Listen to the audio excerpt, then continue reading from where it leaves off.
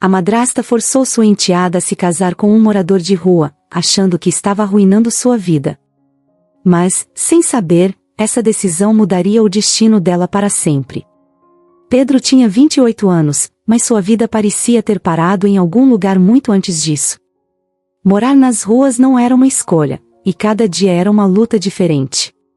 Desde o momento em que acordava, com o frio da madrugada ainda colado na pele, até o instante em que fechava os olhos à noite, o peso da fome, da solidão e do desespero o acompanhava como uma sombra. Para alguém que já teve uma vida normal, ou pelo menos achava que teve, viver assim era um tipo de inferno constante. Ele não lembrava ao certo quando tudo desmoronou. Sua memória sobre o passado era como um quebra-cabeça faltando peças. Às vezes, ele se via tentando lembrar quem era antes das ruas, mas não durava muito. As preocupações do presente logo o traziam de volta. Onde conseguiria comida naquele dia? Onde poderia dormir sem ser expulso? Esses pensamentos nunca o deixavam em paz. Os dias de Pedro eram uma repetição constante. Ele andava sem rumo pela cidade, observando as pessoas apressadas, tão distantes de sua realidade. Algumas passavam por ele como se ele fosse invisível. Outras, quando olhavam, o faziam com um misto de desprezo e pena, sentimentos que ele conhecia bem. Pedro já havia aprendido a ignorar esses olhares. No começo, eles machucavam. Agora, eram apenas parte de um cotidiano que ele havia aceitado, mesmo sem querer. A fome era uma companhia diária. O estômago roncava sem aviso, e Pedro sentia o vazio corroendo por dentro. Nos primeiros meses ele implorava por ajuda. Pedia moedas, comida, qualquer coisa que pudesse aliviar a dor. Mas, com o tempo, percebeu que isso também o machucava. As pessoas o olhavam com desprezo, como se ele fosse um incômodo, uma lembrança de algo que preferiam não ver. Ele parou de pedir. Começou a vasculhar lixeiras, esperando encontrar algo que ainda estivesse em condições de ser comido. Às vezes tinha sorte. Às vezes não. À noite, Pedro precisava encontrar um lugar para dormir. Mas, na cidade, não era fácil. Havia outros como ele, e todos brigavam por um canto de calçada ou por algum abrigo mais protegido. O medo de ser roubado o acompanhava. Ele já havia perdido suas poucas posses várias vezes. Um cobertor que encontrou certo dia foi roubado na mesma semana. Um tênis que conseguiu de doação desapareceu enquanto dormia. Era assim que a vida funcionava na rua, nada era certo, tudo podia ser perdido de uma hora para outra.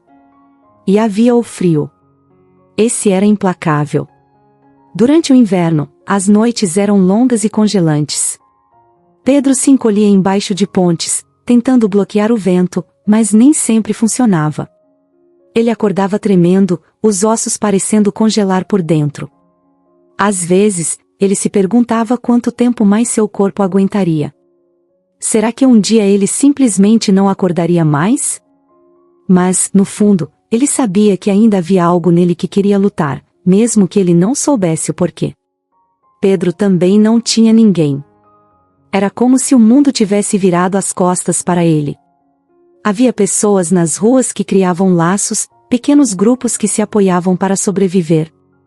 Mas Pedro preferia a solidão. Ele já havia confiado nas pessoas antes, e isso só o levou a mais dor. Estar sozinho era mais seguro. Ninguém para machucá-lo, ninguém para atrair sua confiança. Só ele, suas memórias distantes e o concreto frio da cidade. Nos momentos de maior fraqueza, Pedro se perguntava como sua vida tinha chegado àquele ponto. Ele pensava em sua família, se é que ainda tinha uma. Será que alguém o procurava? Será que alguém se importava?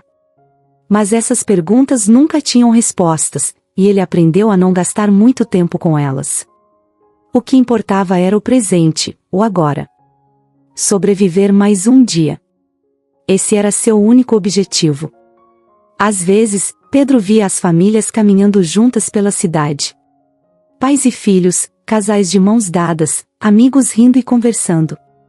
Ele se pegava observando essas cenas, se perguntando como era viver assim, com alguém ao lado, com um lar para voltar. Ele havia esquecido como era sentir isso. Para ele, a vida era só sobreviver, nada além disso. Em dias de chuva, tudo ficava ainda pior. As calçadas escorregadias, as roupas encharcadas e a sensação constante de frio invadiam cada parte de seu corpo. Nesses dias, Pedro se enfiava em algum canto coberto, mas a umidade sempre o encontrava. As pessoas pareciam ainda mais distantes em dias assim, apressadas para fugir da chuva, sem tempo para notar um homem encostado na parede, com o olhar perdido. Certo dia, Pedro se sentou em frente a uma padaria. O cheiro de pão fresco invadia o ar, e seu estômago roncava como nunca. Ele não sabia o que o havia levado até ali, mas algo fez ficar. Talvez fosse a esperança, uma pequena faísca que ele nem sabia que ainda tinha dentro de si. As pessoas passavam por ele, como sempre. Algumas o olhavam rapidamente, outras nem isso. Ele tentou não se concentrar no cheiro da comida, mas era difícil. Foi então que algo inesperado aconteceu. Uma jovem mulher saiu da padaria. Ela tinha um semblante tranquilo, e seus olhos pareciam diferentes dos outros que Pedro estava acostumado a ver. Ela parou por um momento, o observando. Pedro baixou a cabeça, esperando o olhar de desprezo que viria a seguir, mas isso não aconteceu. Em vez disso, a jovem se aproximou. Ela carregava um saco de papel cheio de pães frescos e doces. Sem dizer nada, ela se ajoelhou ao lado de Pedro e estendeu o saco para ele. Pedro, surpreso, olhou para ela, sem saber o que fazer. Há muito tempo ele não via um gesto assim, tão simples, mas tão poderoso. Seus olhos encheram-se de lágrimas antes mesmo que ele pudesse agradecer. Pode pegar, disse ela, com um sorriso gentil. Não se preocupe, eu comprei para você. Pedro pegou o saco com mãos trêmulas. Sentia-se incrivelmente grato, mas também perdido. Ele não sabia como reagir a tanta bondade. Por um instante, sua vida parou, e ele sentiu algo que há muito tempo não sentia, esperança. Essa foi a primeira vez em muito tempo que Pedro acreditou que talvez as coisas pudessem mudar. Helena era uma mulher de presença forte e olhar frio. Ela controlava tudo e todos ao seu redor. Desde que havia se casado com o pai de Isabel e Beatriz, ela tomou o comando da casa. Depois da morte do marido, seu poder ficou ainda maior. Não havia quem ousasse questionar suas decisões, muito menos Isabel, que, apesar de ser jovem e determinada, sabia que lutar contra Helena era como bater de frente com uma parede de concreto. Helena desprezava a bondade. Para ela, ser generoso era um sinal de fraqueza. Isabel, com seu coração mole e sempre disposta a ajudar os outros, era o exemplo perfeito disso. Cada vez que Isabel fazia algo para ajudar alguém, Helena torcia o nariz, mas não dizia nada. Pelo menos, não na frente dos outros. Mas, por dentro, ela sentia um nojo profundo pela enteada. Em sua mente, Isabel precisava aprender uma lição. E, quando ela ajudou Pedro, aquele mendigo sujo da rua, a fúria de Helena atingiu um novo nível. Ela observou tudo de longe, sem que Isabel percebesse. Viu quando a jovem comprou a comida, ofereceu a Pedro e se afastou, como se aquilo fosse um simples ato de gentileza. Helena não conseguia entender como alguém poderia desperdiçar seu tempo e dinheiro com um completo estranho, ainda mais um homem que não tinha nada para oferecer em troca. Para Helena, o mundo era simples, ou você tinha poder, ou era pisoteado. E Isabel, com seu jeito puro, era a própria imagem do que Helena mais desprezava. Naquela noite, Helena ficou sozinha em seu quarto, pensando em como poderia punir Isabel. Ela já tinha humilhado a jovem antes, mas dessa vez precisava ser algo maior, algo que deixasse uma marca. Isabel precisava entender de uma vez por todas que pessoas como Pedro não mereciam sua compaixão. Mas como fazer isso? Foi então que um plano cruel começou a se formar em sua mente. Helena era inteligente e sabia que, se quisesse punir Isabel, tinha que fazer de um jeito que parecesse uma decisão justa, que ninguém pudesse questionar. Ela não podia simplesmente gritar ou bater na enteada, e isso seria baixo demais até para seus padrões. Não, ela precisava de algo mais elaborado, mais humilhante. Depois de horas pensando, Helena decidiu que iria forçar Pedro e Isabel a se casarem. A ideia veio como um raio. Um casamento entre um mendigo e uma jovem de família rica seria o castigo perfeito. Isabel odiaria a situação, e Pedro, com certeza, aceitaria qualquer coisa que o tirasse da vida nas ruas. Seria fácil manipulá-lo com promessas de dinheiro e estabilidade. O plano era simples: Helena ofereceria a Pedro uma vida confortável, longe das ruas, se ele concordasse em se casar com Isabel. O casamento, é claro, não seria por amor. Helena sabia disso. Mas a ideia não era criar um vínculo entre os dois, e sim destruir o que restava da confiança e da vontade de Isabel. Para Helena, o simples fato de ver Isabel forçada a viver ao lado de alguém que ela não escolheu seria uma punição suficiente. E, ao mesmo tempo, Pedro teria o que queria: comida, uma casa e roupas limpas. Era uma situação perfeita na mente de Helena. Ela teria controle sobre ambos. No entanto, ela sabia que Isabel não aceitaria o casamento facilmente. A enteada era teimosa, e Helena estava preparada para isso. Então, para garantir que Isabel concordasse, Helena usaria a maior fraqueza da jovem, sua irmã, Beatriz. Beatriz, que havia ficado com paralisia cerebral depois de um acidente na infância, era tudo para Isabel. Ela fazia de tudo para cuidar da irmã e garantir que ela estivesse protegida. Helena sabia que, se ameaçasse Beatriz, Isabel não teria escolha. E foi exatamente o que ela fez. Na manhã seguinte, Helena chamou Isabel para uma conversa. Isabel já estava acostumada com o jeito frio da madrasta, mas naquele dia havia algo diferente em seu olhar. Helena foi direta ao ponto: Pedro, o homem que Isabel ajudou, agora faria parte da vida delas. Ele se casaria com Isabel, e nada mudaria isso. Você se casará com ele, Helena disse, sem rodeios. E isso será bom para todos nós. Isabel, chocada, recusou imediatamente. Ela não podia acreditar no que estava ouvindo. Como sua madrasta podia sugerir algo tão absurdo? Casar com um homem que ela mal conhecia, alguém que vivia nas ruas? A ideia era insana, e Isabel deixou isso bem claro. Mas, para sua surpresa, Helena não se alterou. Ela apenas sorriu de um jeito cruel, como se já estivesse esperando essa reação. Se você não fizer isso, sua irmã vai pagar o preço, Helena disse, com uma calma assustadora. Não se esqueça de que ela está sob meus cuidados. Eu poderia fazer a vida dela muito mais difícil, Isabel. Você não quer que isso aconteça, quer? Aquelas palavras atingiram Isabel como uma facada. Helena estava ameaçando Beatriz, a pessoa mais inocente e indefesa que Isabel conhecia. Beatriz dependia de todos para viver, e Isabel sempre fez de tudo para garantir que a irmã tivesse o melhor cuidado possível. A simples ideia de que Helena poderia machucá-la era insuportável. E o pior de tudo, Isabel sabia que Helena era capaz disso. Você não faria isso, Isabel disse, quase sem voz, mas Helena apenas riu. Você não me conhece tão bem quanto pensa, querida. Foi nesse momento que Isabel entendeu que não tinha escolha. Ela estava presa.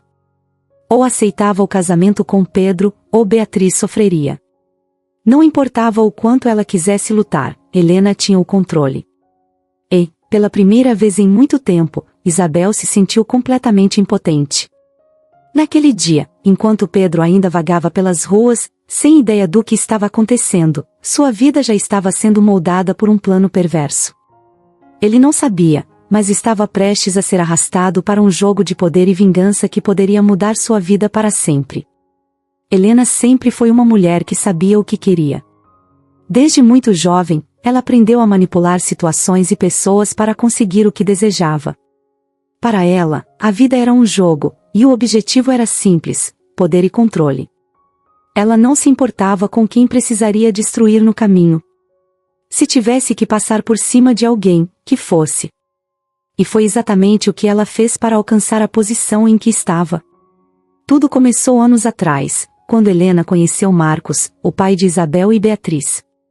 Naquela época, ela já era uma mulher ambiciosa e viu em Marcos a oportunidade perfeita. Ele era um homem rico, influente, e tinha o que Helena mais desejava, uma vida de luxo e status. E assim, ela decidiu que o conquistaria. Marcos era viúvo, e suas duas filhas ainda eram pequenas quando Helena entrou em suas vidas. No início, ela foi atenciosa, carinhosa até. Fingiu ser a figura materna que as meninas tanto precisavam após a perda da mãe. Era um teatro, claro, mas ninguém suspeitava. Marcos, um homem que havia ficado fragilizado pela morte da esposa, se deixou levar pela presença de Helena. Ela era bonita, inteligente e parecia saber exatamente o que dizer para confortá-lo. O casamento aconteceu rápido. Para Helena, foi como ganhar na loteria. Ela agora tinha acesso a tudo o que sempre sonhou, uma mansão, viagens luxuosas e, principalmente, o controle sobre a fortuna de Marcos. Mas havia um detalhe que a incomodava. Embora estivesse casada com Marcos, ela ainda não tinha poder absoluto. Marcos era quem controlava as finanças, quem tomava as decisões. E, pior ainda, ele deixaria tudo para suas filhas quando morresse. Isso não fazia parte dos planos de Helena. Ela precisava fazer algo a respeito. Foi durante uma viagem para uma ilha paradisíaca que Helena decidiu que era hora de agir. Marcos sempre gostou de viajar, e aquele passeio parecia a oportunidade perfeita.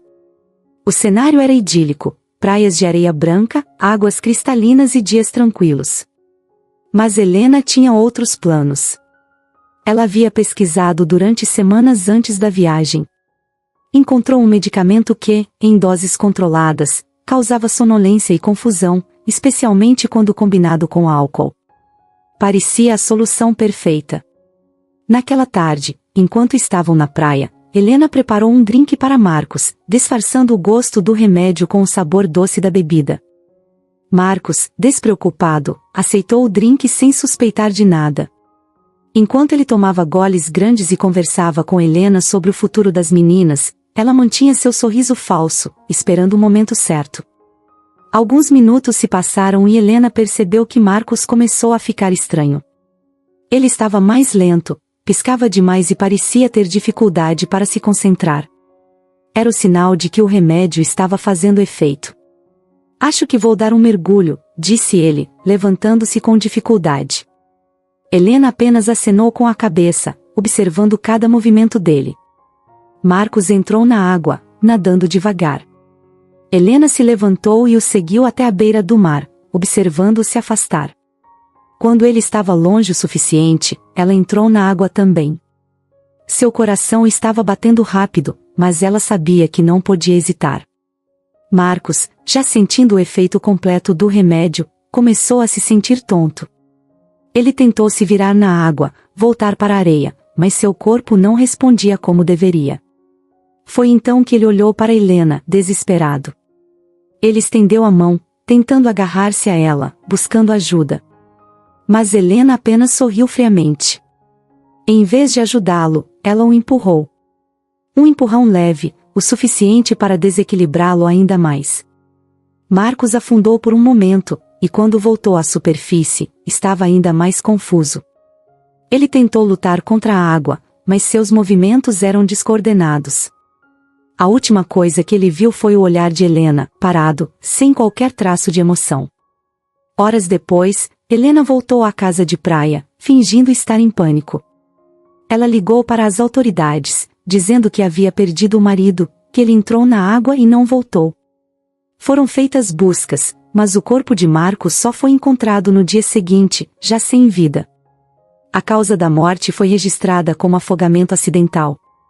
Ninguém questionou Helena, que interpretou o papel de viúva enlutada com perfeição. Com Marcos fora do caminho, Helena finalmente tinha o controle que sempre desejou. As filhas dele, Isabel e Beatriz, eram apenas um detalhe incômodo. Beatriz, a mais nova, era uma criança na época, e Isabel, ainda uma adolescente, estava devastada pela perda do pai. Isso facilitou as coisas para Helena, que rapidamente assumiu o comando de tudo. Mas havia um problema. Beatriz, mesmo sendo uma criança, parecia ver além da fachada de Helena. Ela não confiava na madrasta, e isso incomodava Helena profundamente. Beatriz estava sempre por perto, observando, e Helena sabia que, se não fizesse algo, a menina poderia, um dia, colocar em risco tudo o que ela havia conquistado. Foi então que aconteceu o acidente. Beatriz estava brincando na escada da mansão quando, de repente, caiu. Foi uma queda feia, e a menina foi levada às pressas para o hospital. O diagnóstico foi devastador. Beatriz havia sofrido danos cerebrais graves e ficaria paralisada pelo resto da vida. Helena, mais uma vez, conseguiu se safar. Ninguém suspeitou que a queda não foi um acidente. Na verdade, foi Helena quem empurrou a menina, de forma discreta, quando teve a oportunidade. Tudo aconteceu tão rápido que ninguém viu. E, mais uma vez, Helena saiu ilesa. Agora, com Beatriz incapacitada e Isabel emocionalmente fragilizada, Helena tinha o controle absoluto. O tempo passou, e o segredo do acidente de Beatriz permaneceu enterrado. Ninguém nunca questionou Helena, e ela continuou a viver como a matriarca da família, manipulando tudo e todos ao seu redor. Para o mundo, ela era uma viúva dedicada que cuidava das enteadas. Mas, por dentro, Helena sabia que, a qualquer momento, seu passado sombrio poderia voltar para assombrá-la. E, apesar de seu comportamento frio e calculista, essa possibilidade a atormentava todos os dias. O passado de Helena era um labirinto de mentiras e traições. Ela não era apenas uma madrasta fria e calculista, por trás de seu rosto aparentemente inofensivo, escondia segredos que, se revelados, destruiriam toda a reputação que ela havia construído. Helena tinha uma habilidade perigosa, sabia manipular as pessoas ao seu redor com maestria. Esse dom sinistro não começou com Marcos, o pai de Isabel e Beatriz, mas muito antes, com outro homem que não fazia ideia de quem Helena realmente era. Antes de Marcos, houve Roberto Martins, o primeiro marido de Helena. Um homem generoso e bem-sucedido, com uma fortuna substancial e uma posição de prestígio. Quando Helena o conheceu, viu a oportunidade perfeita de garantir o que tanto desejava, dinheiro e poder. Assim como faria mais tarde com Marcos, ela se apresentou como a esposa ideal, atenciosa e charmosa, sempre disposta a apoiar Roberto. Ele, sem suspeitar de nada, entregou-se completamente à relação. Nos primeiros anos de casamento, tudo parecia perfeito. Helena sabia exatamente como ganhar a confiança de Roberto, a ponto de controlá-lo totalmente. Mas, para Helena, conquistar a confiança e o coração de Roberto era apenas o começo. Ela não queria dividir a fortuna que ele possuía, e isso incluía eliminar qualquer ameaça que pudesse surgir no caminho. Roberto tinha um filho, Lúcio, fruto de seu primeiro casamento com sua falecida esposa, um menino doce e amado pelo pai. Para Helena, porém, Lúcio era um problema a ser resolvido, e, com o tempo, começou a criar um abismo entre pai e filho. Ela o afastava discretamente, fazendo Roberto acreditar que o comportamento do menino estava se tornando cada vez mais rebelde e problemático. Assim, Helena consolidava sua posição enquanto enfraquecia a relação entre Roberto e o filho. Porém, afastar Lúcio não era suficiente para os planos ambiciosos de Helena. Ela sabia que, para garantir a fortuna de Roberto, algo mais definitivo precisava acontecer. Roberto precisava ser eliminado, mas de forma que ninguém desconfiasse de seu envolvimento. Foi então que Helena começou a orquestrar um plano meticuloso, forjar um assalto que culminaria na morte de Roberto. Helena esperou o momento certo para colocar seu plano em ação.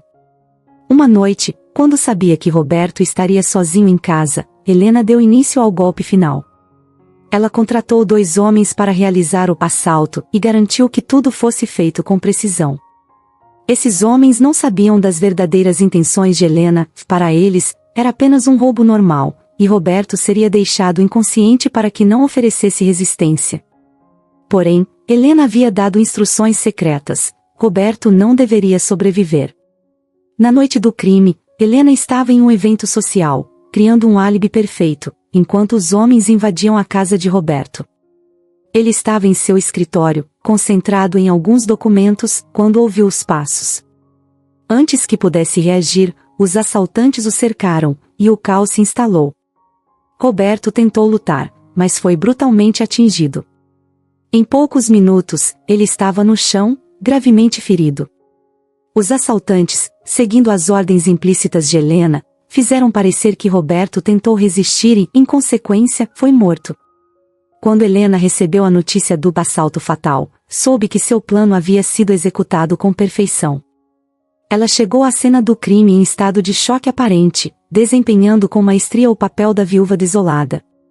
As autoridades trataram o caso como um roubo que deu errado, e ninguém sequer suspeitou que a mente por trás do crime era a própria Helena. Com a morte de Roberto, Helena herdou a maior parte de sua fortuna, exatamente como havia planejado. Mas, ainda restava Lúcio, o filho que ela havia afastado do pai. Para garantir que o garoto não representasse uma ameaça no futuro, Helena continuou a manipulá-lo, enviando-o para longe e criando a narrativa de que ele era um jovem problemático que fugiu por conta própria. O que Helena não previu, no entanto, é que o passado tem uma maneira traiçoeira de retornar. E Lúcio, o filho de Roberto, não desapareceria tão facilmente quanto ela imaginava.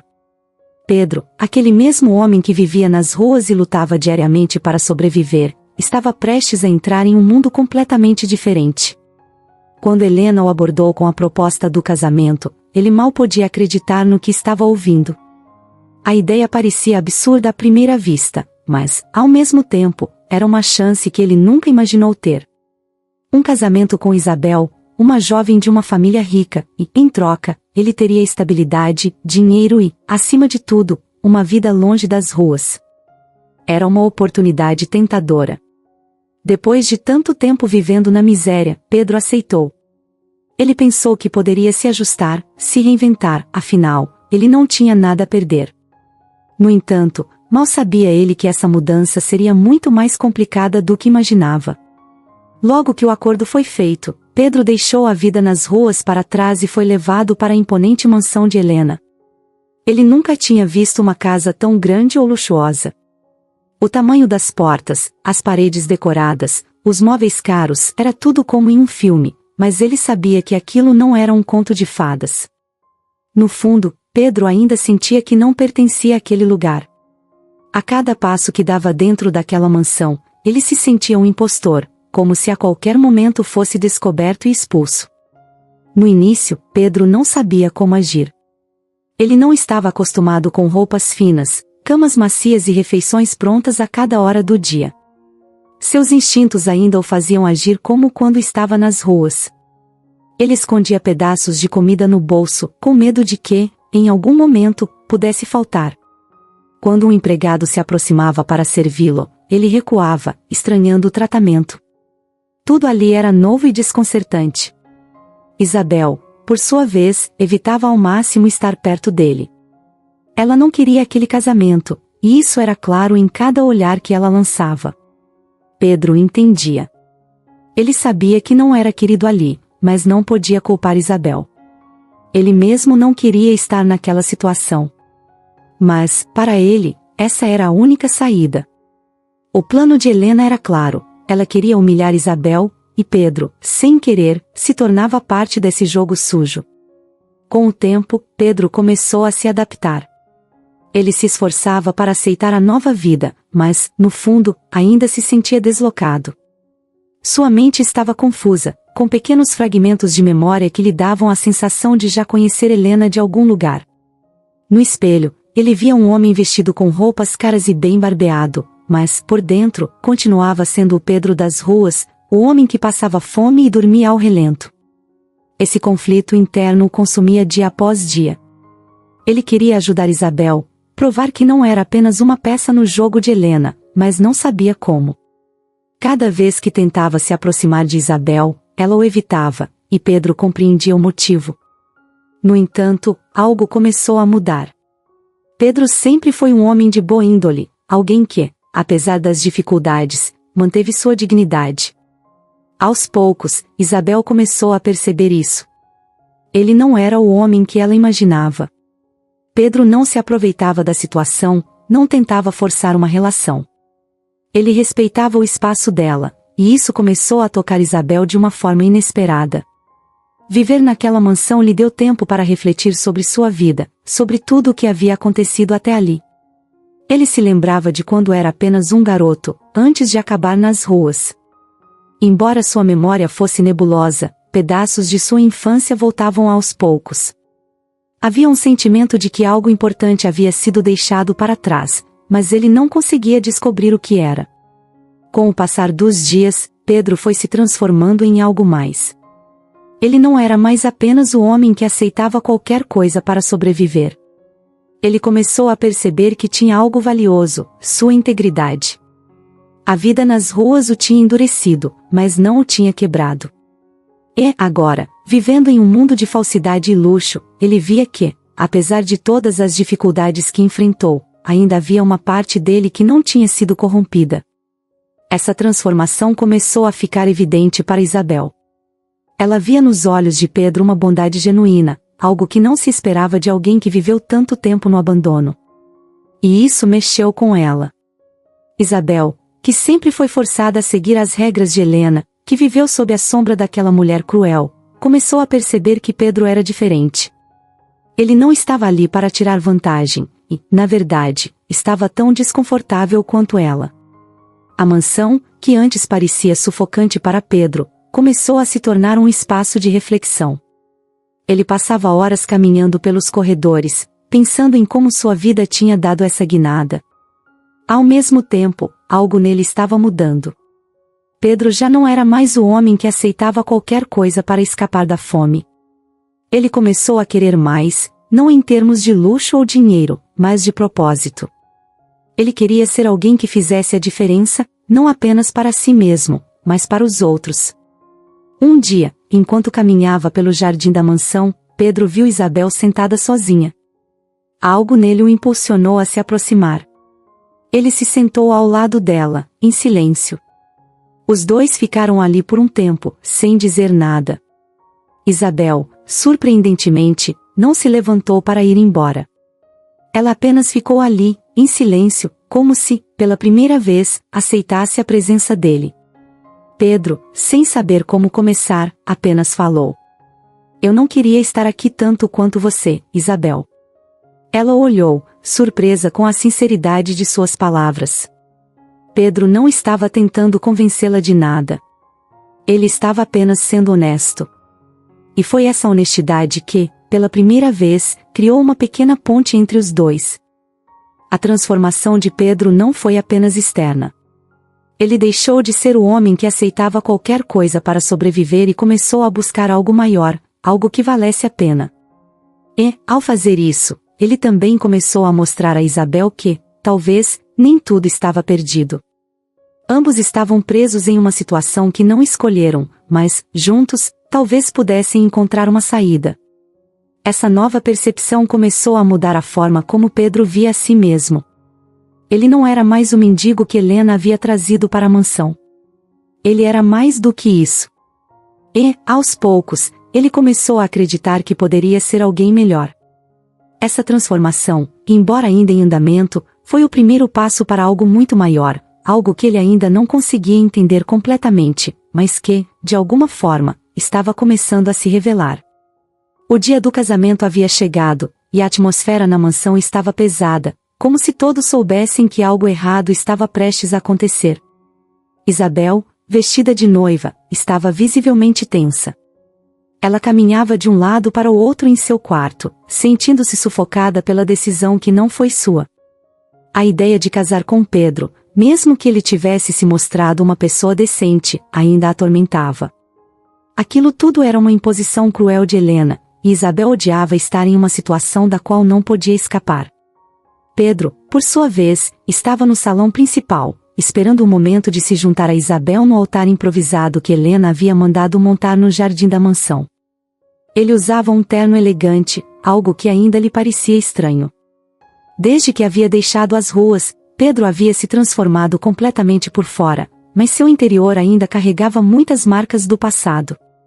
Naquele momento, uma mistura de sentimentos o dominava, nervosismo, insegurança, e um pressentimento de que aquele dia não seria apenas sobre o casamento. O plano de Helena era claro: casar Pedro e Isabel seria a maior humilhação para sua enteada. Seria uma forma de mostrar que Isabel, com toda a sua bondade, havia acabado ao lado de alguém que Helena considerava inferior, uma pessoa que veio das ruas. Helena estava satisfeita, com um sorriso cínico no rosto, observando cada detalhe ser preparado para a cerimônia. Quando chegou o momento, Isabel apareceu no jardim. Seus passos eram hesitantes, e seu olhar mostrava uma mistura de tristeza e resignação. Ela sabia que não podia escapar daquilo sem colocar sua irmã, Beatriz, em risco. E Pedro, ao vê-la caminhando em sua direção, também sentia o peso daquele momento. Ele sabia que Isabel não o amava, que aquele casamento não era o que ela queria, mas havia algo em seu interior que o fez decidir que era hora de acabar com tudo.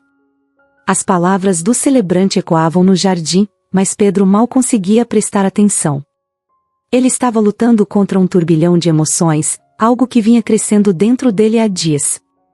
A cada segundo que passava, ele sentia que não podia mais continuar com aquela farsa. Isabel estava ao seu lado, com os olhos baixos, tentando manter a compostura. Quando o celebrante pediu para que eles trocassem os votos, Pedro finalmente decidiu que não podia seguir adiante. Pedro respirou fundo e olhou para Isabel, que o fitou surpresa. O silêncio entre eles parecia durar uma eternidade, e foi então que Pedro tomou uma decisão que mudaria o rumo de tudo. Ele sabia que não poderia manter o segredo que carregava por mais tempo. Era hora de revelar a verdade, não apenas para Isabel, mas para todos. Eu não posso fazer isso, Isabel, disse Pedro, interrompendo a cerimônia. Todos no jardim ficaram em choque. Isabel olhou, confusa, sem entender o que ele estava tentando dizer. Helena, que estava observando de longe, se levantou imediatamente, sua expressão de controle começando a desmoronar. O que está fazendo? Helena disse com um tom de voz cortante. Pedro ignorou o olhar afiado de Helena e continuou, sua voz carregada de algo que até ele não esperava, a verdade. Eu preciso dizer algo que ficou guardado por tempo demais. Ele virou-se para todos os presentes, e então voltou a encarar Isabel. Meu nome não é Pedro. Isabel ficou perplexa, assim como todos ali. Ela franziu o rosto, tentando entender o que ele estava dizendo. Meu nome verdadeiro é Lúcio Martins, e eu sou o filho do primeiro marido de Helena. O silêncio que se seguiu foi esmagador. Isabel, que antes estava tentando entender o que ele estava fazendo, agora parecia completamente perdida. Lúcio?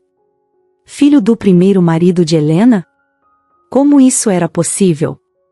Ela não conseguia juntar as peças.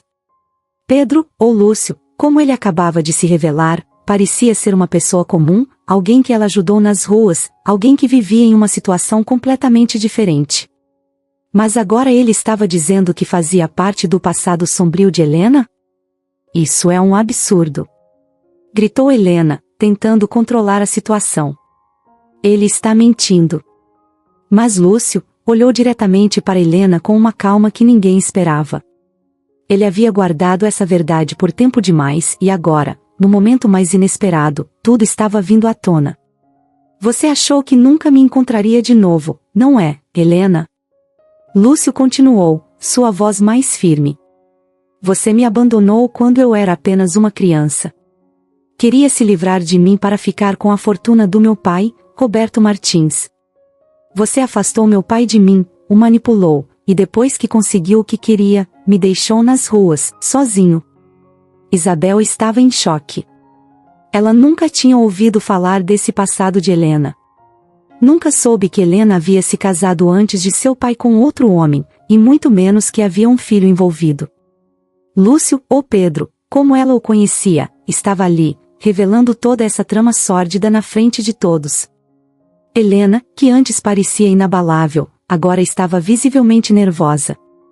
Ela tentou manter o controle, mas as palavras de Lúcio estavam desmoronando tudo o que ela havia construído. O passado que ela tanto tentou esconder estava sendo revelado em público, e não havia como escapar. Eu procurei por você durante anos, Helena, disse Lúcio, suas palavras carregadas de dor e raiva contidas. Mas você se escondeu, se casou com outro homem, e continuou sua vida como se nada tivesse acontecido. Você destruiu minha família, destruiu minha vida, e agora está tentando fazer o mesmo com Isabel. A expressão de Helena mudou de controle para pânico. Ela sabia que, se essa revelação se espalhasse, tudo o que ela havia construído estaria em perigo. As mentiras, os crimes, tudo estava prestes a ser desvendado. Isso não pode ser verdade, Isabel murmurou, ainda processando a avalanche de informações. Lúcio se virou para ela, com um olhar sério e sincero. É verdade, Isabel. Eu cresci acreditando que estava sozinho no mundo. Mas agora eu sei que não.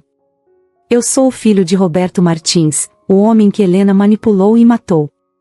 E eu sou a prova viva de que o passado dela está cheio de mentiras. Nesse momento, o silêncio no jardim se tornou insuportável. Ninguém sabia o que dizer e Helena, por fim, recuou. Seus segredos mais obscuros estavam expostos, e o controle que ela sempre teve sobre todos estava se desintegrando diante de seus olhos. Lúcio, agora completamente revelado, ficou em pé ao lado de Isabel, não mais como um mendigo que ela ajudou, mas como alguém que, assim como ela, foi vítima dos planos cruéis de Helena. E a verdade, finalmente, estava sendo contada. Helena estava completamente fora de controle. A revelação de Lúcio, quem ela pensava ter apagado de sua vida para sempre, havia destruído tudo.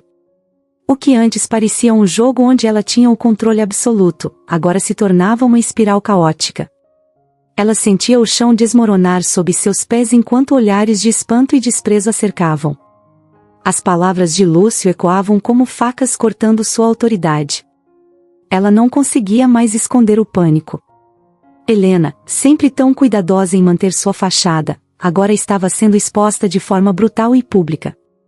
O segredo de seu passado sombrio não apenas veio à tona, mas foi revelado diante de todos aqueles que a respeitavam, ou pelo menos a temiam. Não havia mais máscaras para colocar. Lúcio, o garoto que ela abandonou e tentou apagar, estava ali, em pé, enfrentando-a. Ele sabia de tudo, e agora todos também sabiam.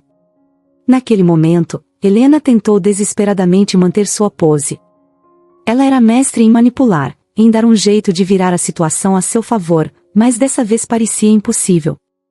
Suas mãos tremiam enquanto tentava encontrar palavras para desacreditar Lúcio, para reverter a situação. Mas os olhos de todos estavam sobre ela, e não havia mais desculpas que pudessem esconder a verdade. Tudo isso são mentiras. Ela gritou, sua voz esganiçada de desespero. Ele não tem provas. Ele está tentando me destruir. Mas ninguém acreditava mais em Helena.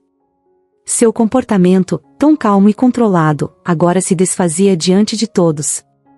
O pânico em seus olhos era evidente, e cada palavra que ela dizia soava mais como uma tentativa desesperada de segurar o poder que escorria por entre seus dedos. Até Isabel, que havia crescido sob o domínio daquela mulher, a olhava com uma expressão de total incredulidade e nojo. Foi então que, em um momento de pura loucura, Helena fez algo que ninguém esperava. Ela virou-se para Isabel, com os olhos cheios de uma fúria insana, como se, de alguma forma, tudo fosse culpa da enteada. Tudo isso é por sua causa. Ela gritou, apontando o dedo para Isabel, seus olhos quase saltando das órbitas. Você sempre foi um fardo. Desde o momento em que entrei nesta família, você e sua irmã, vocês arruinaram tudo. O jardim ficou em silêncio absoluto.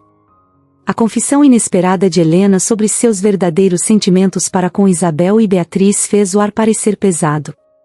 Era como se, naquele instante, ela tivesse deixado cair todas as máscaras, mostrando quem ela realmente era, uma mulher amargurada, cheia de rancor e disposta a destruir qualquer um que ficasse em seu caminho. Mas não foi só isso. Completamente tomada pelo desespero, Helena foi além. Com os olhos injetados de raiva, ela soltou as palavras que destruiriam qualquer vestígio de compaixão que alguém pudesse ter por ela. Eu empurrei Beatriz da escada. Gritou, com um tom quase histérico. Aquela garotinha tola, eu a empurrei. E faria de novo se pudesse. Ela nunca deveria ter ficado no meu caminho, assim como seu pai. O choque no rosto de Isabel foi indescritível. A verdade que ela temia por tanto tempo, aquela sensação de que algo terrível havia acontecido com sua irmã, finalmente se confirmou. Helena, a mulher que fingia cuidar da família, havia empurrado Beatriz e arruinado a vida da menina. Isabel ficou paralisada, seu coração se partindo em 1000 pedaços enquanto processava a confissão brutal. Mas Helena não parou por aí. Sua mente já não estava mais no controle. Ela começou a andar de um lado para o outro, como uma fera enjaulada, com palavras incoerentes saindo de sua boca. Falava sobre Marcos, sobre como o manipulou, sobre como tudo era sempre tão fácil para ela até aquele momento. Sua queda era inevitável, mas Helena ainda tentava lutar, agarrando-se ao poder como uma pessoa se agarra a um galho frágil durante uma tempestade. A confissão sobre Beatriz foi a gota d'água. Todos que estavam ali sabiam que não havia mais volta para Helena. Ela havia se condenado com as próprias palavras. Lúcio, que até então se mantinha firme, olhou para ela com desprezo, sem acreditar que aquela mulher, que um dia foi sua madrasta, fosse capaz de tanto.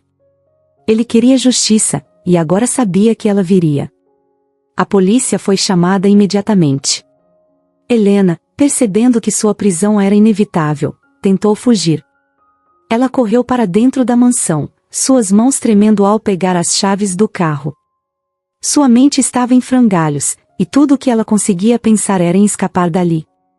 Ela sabia que, se fosse presa, sua vida acabaria. Toda a fortuna, todo o status que ela havia acumulado ao longo dos anos, não significariam nada atrás das grades. Ela entrou no carro e acelerou, sem rumo. A estrada à sua frente era apenas um borrão. Ela já não pensava com clareza, sua mente tomada por raiva e medo. O som da sirene da polícia parecia distante, mas ela sabia que estava sendo perseguida. O que ela não sabia, ou se recusava a admitir, era que sua queda já havia começado muito antes daquele momento. Agora, era apenas o desfecho inevitável. Em alta velocidade, Helena perdeu o controle do carro em uma curva perigosa. O veículo derrapou, saiu da estrada e colidiu violentamente com um caminhão que vinha na direção oposta. O som do impacto foi ensurdecedor, e em questão de segundos, o carro começou a pegar fogo. As chamas se espalharam rapidamente, iluminando a noite com uma luz sinistra. Helena não teve chance de sair. Presa entre os destroços, ela morreu ali, em meio ao fogo, uma morte rápida e brutal, mas que parecia o final adequado para alguém que passou a vida inteira causando dor e destruição. Enquanto isso, na mansão que por tanto tempo foi controlada por Helena, o clima era completamente diferente. O som do telefone interrompeu o silêncio tenso da sala, onde Isabel e Lúcio, ainda abalados pelos acontecimentos recentes, aguardavam notícias. Quando o detetive anunciou a morte de Helena, não houve gritos, nem choro. Apenas um silêncio pesado, quase aliviado, tomou conta do ambiente. Isabel olhou para Lúcio, e ele a olhou de volta. Não havia como negar, a morte de Helena significava o fim de uma era de sofrimento. Mas também, de alguma forma, aquilo não era uma celebração. Isabel ainda estava processando tudo o que havia descoberto sobre a mulher que, por tanto tempo, chamou de madrasta. A morte do pai, o acidente de Beatriz, as chantagens. O que Helena havia feito era imperdoável, e, no entanto, Isabel não se sentia feliz com o fim trágico dela. Era apenas uma sensação de vazio. A partir daquele momento, tanto Isabel quanto Lúcio sabiam que suas vidas seriam diferentes. Eles estavam livres. Livres da manipulação, do medo constante, das ameaças. E com essa liberdade, veio a responsabilidade de recomeçar. Mas recomeçar como? O que fazer a partir de agora, depois de tanto caos? Isabel sempre foi uma mulher de coração bom, e apesar de tudo o que passou, não deixou a maldade de Helena corrompê-la. Ela olhou para Lúcio, que estava perdido em seus próprios pensamentos. Ele havia sido uma vítima das circunstâncias tanto quanto ela, vagando pelas ruas sem saber de sua verdadeira origem, sem entender por que foi abandonado. Mas agora, ele sabia a verdade. Ele era o herdeiro de uma fortuna, de um legado que Helena tentou destruir. O que fazemos agora? Isabel perguntou, a voz suave, mas cheia de incertezas. Lúcio sorriu de forma quase tímida. Ele ainda não havia se acostumado com a ideia de ser alguém importante, de ter controle sobre algo, depois de tanto tempo vivendo nas ruas. Mas uma coisa ele sabia, ele não queria que sua história de dor fosse a última coisa que definisse quem ele era. Ele queria fazer algo significativo. Eu sempre quis ajudar quem estava como eu, Isabel, ele começou, e seus olhos brilharam com uma determinação nova. Eu sei como é estar sozinho, sem ninguém. Sei como é não ter um teto, não ter ninguém que se importe. Se tem algo que posso fazer com essa herança, é ajudar essas pessoas. Isabel sorriu, sentindo uma onda de alívio e esperança crescer dentro dela. Ela sabia que Lúcio falava sério, e sabia também que esse era o caminho certo. Juntos, eles decidiram que usariam a fortuna da família para algo muito maior do que apenas viver em conforto e luxo. A ideia de fundar uma organização beneficente nasceu ali, naquele momento de renovação. A missão seria clara: ajudar as pessoas que, como Lúcio, perderam tudo. Que estavam nas ruas, sem rumo, sem esperança. Eles queriam dar a essas pessoas a chance de reescrever suas histórias, assim como Lúcio havia feito.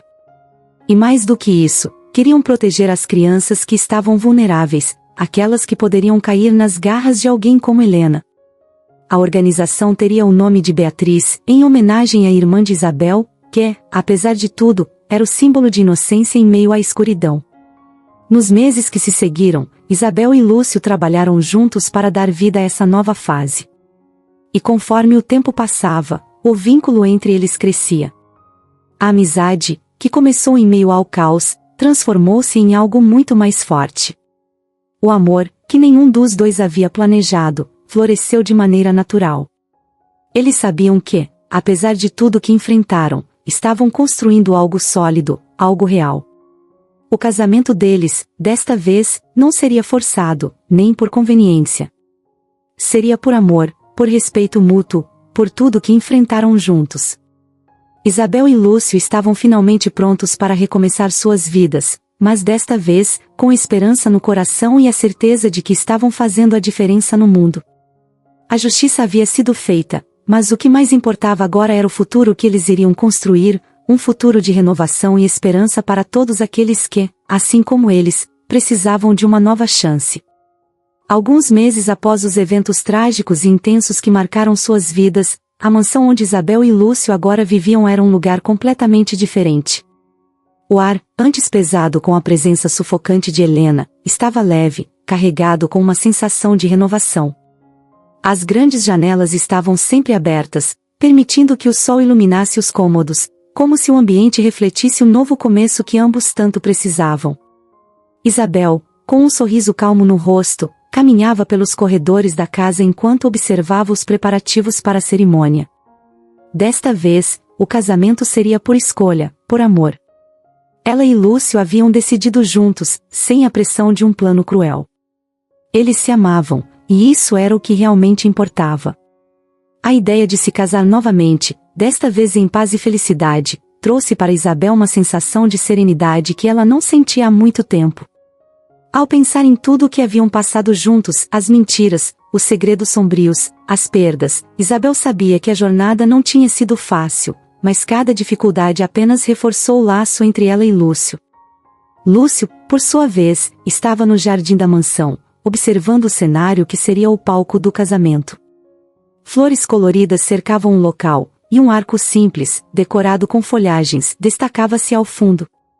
Ele respirou fundo, sentindo a leveza do momento. Pela primeira vez em muitos anos, sentia-se realmente em paz. As ruas, a fome, a solidão, tudo isso parecia uma memória distante, como se tivesse acontecido em outra vida. Agora, ele tinha um propósito. E esse propósito estava ao seu lado. "Você está pronto?" perguntou Isabel, surgindo ao seu lado enquanto ele ainda admirava o jardim. Lúcio sorriu e segurou sua mão com firmeza, sentindo o calor e a tranquilidade que só Isabel transmitia. "Acho que sim", respondeu ele, com um tom brincalhão. O casamento foi simples, mas cheio de significado. Amigos próximos e pessoas tocadas pela história de Isabel e Lúcio estavam presentes. Não havia ostentação, apenas amor e gratidão por aquele momento. Ao contrário da primeira cerimônia, em que tudo parecia uma farsa, agora havia autenticidade em cada gesto, em cada palavra. Quando Isabel e Lúcio trocaram seus votos, havia emoção sincera nos olhos de ambos. Prometeram ser parceiros em tudo, não apenas na vida pessoal, mas também na missão de ajudar os outros. O compromisso deles ia além do casamento. Eles queriam ajudar pessoas em situação de rua, crianças órfãs e famílias carentes. Após a cerimônia, a celebração foi discreta, com música suave, risos e conversas tranquilas. Isabel e Lúcio, agora marido e mulher, caminharam de mãos dadas pelo jardim, aproveitando o momento. Não havia mais pressa, nem pressão. Só o presente, que finalmente era deles para viver.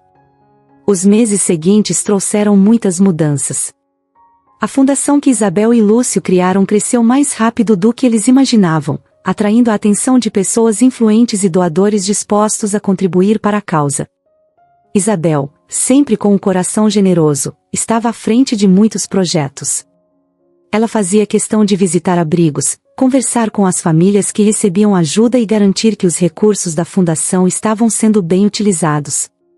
Lúcio, por outro lado, cuidava da parte administrativa, mas nunca se distanciava das pessoas que eram beneficiadas. Ele sabia o que era estar do outro lado e entendia como as circunstâncias podem destruir a dignidade de alguém. Por isso, fazia questão de conhecer cada pessoa que ingressava nos programas de auxílio da Fundação. Com o tempo, a Fundação não apenas ajudou pessoas em situação de rua a encontrar um lar, mas também ofereceu oportunidades de emprego, educação e cuidados médicos. Isabel e Lúcio construíram algo muito maior do que um simples abrigo. Criaram uma rede de apoio, um lugar onde aqueles que perderam tudo poderiam recomeçar, assim como eles mesmos fizeram. O vínculo entre Isabel e Lúcio também crescia a cada dia. As dificuldades que enfrentaram juntos foram a base de um amor profundo e verdadeiro. Tornaram-se inseparáveis, e o respeito e a admiração que sentiam um pelo outro só aumentavam. Certo dia, Isabel descobriu que estava grávida. A notícia foi recebida com muita emoção, e, ao contar para Lúcio, o sorriso que ele deu foi um dos mais genuínos que ela já tinha visto. Um filho representava ainda mais esperança para o futuro. Eles não apenas estavam reconstruindo suas vidas, mas também criando uma nova, cheia de possibilidades. Os meses de gravidez foram tranquilos. Isabel, cercada pelo carinho de Lúcio e pela paz que agora reinava em suas vidas, sentia-se feliz e realizada. Quando o bebê nasceu, uma menina, a quem deram o nome de Laura, o sentimento de renovação e de um novo ciclo estava completo. Laura trouxe luz para a vida de Isabel e Lúcio, como um símbolo de tudo que eles haviam superado e de tudo que ainda poderiam conquistar. Ao segurar sua filha nos braços pela primeira vez, Isabel soube que, apesar de tudo o que passaram, a vida havia encontrado uma maneira de recompensá-los com uma felicidade que eles nunca imaginaram ser possível. Isabel e Lúcio também continuaram a cuidar de Beatriz, que para eles era sinônimo de fé e esperança. Eles faziam de tudo para que seus dias fossem repletos de felicidade. O futuro era promissor. Com uma família agora completa e o trabalho da Fundação transformando vidas, eles estavam prontos para viver plenamente o que a vida ainda reservava para eles. O passado, com todas as suas tragédias, ficou para trás. O presente era uma celebração de amor, compaixão e esperança. E assim, Isabel, Lúcio, Beatriz e a pequena Laura viveram em paz, sabendo que, juntos, haviam transformado suas dores em algo maior e mais belo do que poderiam imaginar.